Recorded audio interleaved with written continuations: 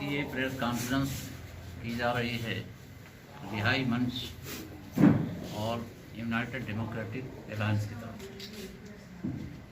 रिहाई मंच ने पूरे उत्तर प्रदेश में अपने कैंडिडेट के रूप में अपने महासचिव राजीव यादव को 348 निजामाबाद जिला आजमगढ़ से उम्मीदवार बनाया है और उनके समर्थन में इससे पहले भी लोगों ने आकर के यहाँ आप लोगों के सामने कही है और समर्थन किया है।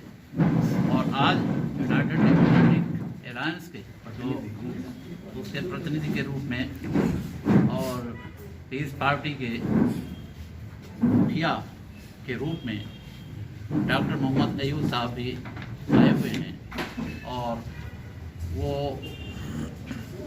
राजीव यादव की उम्मीदवारी का समर्थन की घोषणा करेंगे, इसीलिए आज इकट्ठा हुए हैं। इसके अलावा हमारे भरत गांधी साहब हैं, ये भी ग्रैंड अलायंस के जिम्मेदार हैं, तो ग्रैंड अलायंस की तरफ से ये भी अपना घोषणा करेंगे। 2022 के चुनाव में क्या क्या मुद्दा रहेगा ग्रैंड अलायंस की तरफ से? देखिए, रिहाई मंच का तो एक बहुत खुला हुआ मुद्दा रहता है कि स्टेट की तरफ से जो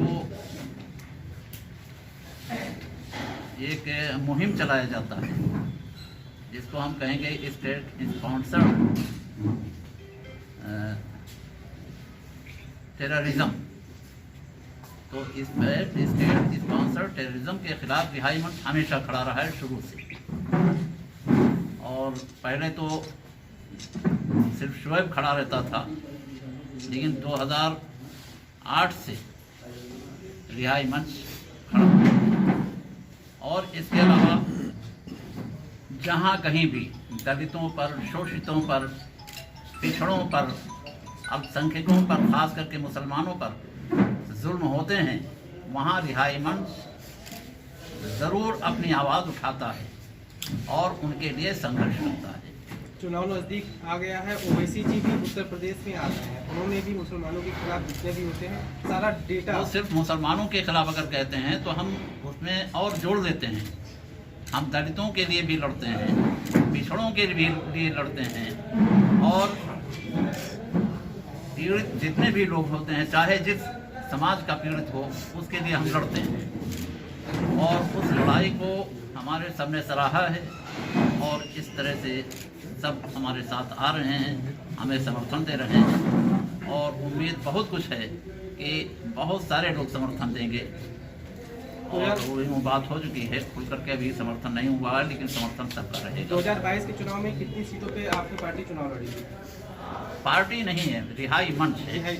रिहाई मंच एक सामाजिक संगठन है, लेकिन राजनीतिक चेतना उसके लोगों के अंदर है और हम ये समझते हैं कि ये जो भी मजालिम होते हैं, जो जुल्म होते हैं लोगों के ऊपर, वो राजनीति की ही देन है। अगर राजनीति ऐसे नियम, ऐसे कायदे, ऐसे नीतियां न बनाए तो शायद किसी का उत्पीड़न न होने पाए और रिहाई मंच उत्पीड़न के खिलाफ ही लड़ा है।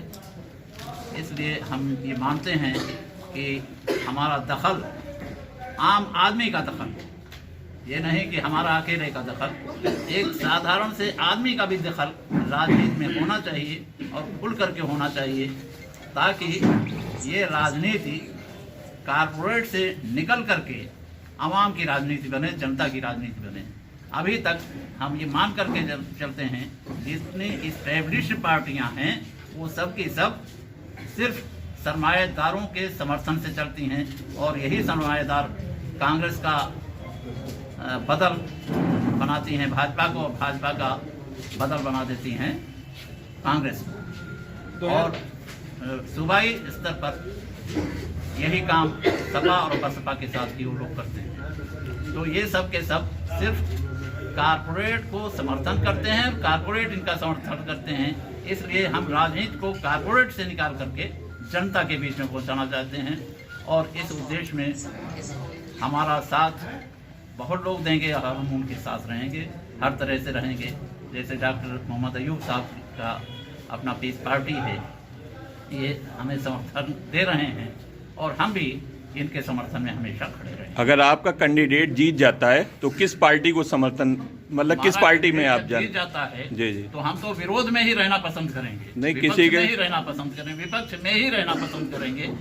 हम तो इस तरह के आदमी हैं कि अगर हमारी कोई पार्टी होती तो हम उस पार्टी में भी रहते हुए विपक्ष में ही रहते। मुझे लगता है कि जैसे किसी पार्टी को समर्थन देंगे तो काम आसान हो जाएगा। पार्टी को समर्थन देने का काम आसान नहीं होगा, बल्कि हम तो ये 4 पार्टियों को कोई समर्थन देने वाले नहीं हैं।